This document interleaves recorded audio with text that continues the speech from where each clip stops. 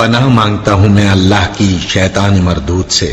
شروع اللہ کا نام لے کر جو بڑا مہربان نہایت رحم والا ہے۔ یہ لوگ کس چیز کی نسبت ایک دوسرے سے پوچھتے ہیں؟ کیا اس بڑی خبر کی نسبت جس میں یہ اختلاف کر رہے ہیں؟ دیکھو یہ انقریب جان لیں گے، پھر دیکھو یہ انقریب جان لیں گے۔ کیا ہم نے زمین کو بچھونا نہیں بنایا اور پہاڑوں کو اس کی میخیں نہیں ٹھہرایا؟ اور ہم نے تم کو جوڑا جوڑا پیدا کیا اور نیند کو تمہارے لیے موجب آرام بنایا اور رات کو پردہ مقرر کیا اور دن کو معاش کا وقت قرار دیا، اور تمہارے اوپر 7 مضبوط آسمان بنائے اور آفتاب کا روشن چراغ بنایا، اور نچڑتے بادلوں سے موسلا دھار میں برسایا تاکہ ہم اس سے اناج اور نباتات پیدا کریں اور گھنے گھنے باغ۔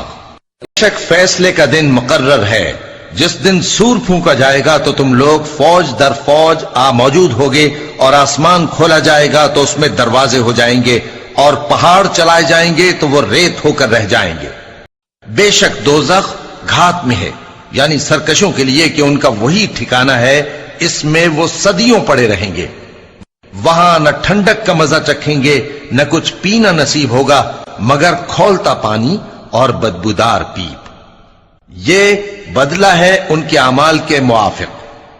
یہ لوگ حساب آخرت کی امید ہی نہیں رکھتے تھے اور ہماری آیتوں کو مسلسل جھٹلاتے رہتے تھے، اور ہم نے ہر چیز کو لکھ کر محفوظ کر رکھا ہے۔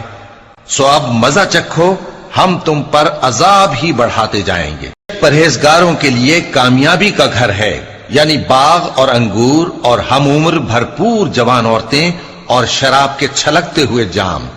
وہاں وہ نہ بیہودہ بات سنیں گے نہ جھٹلانے کی باتیں۔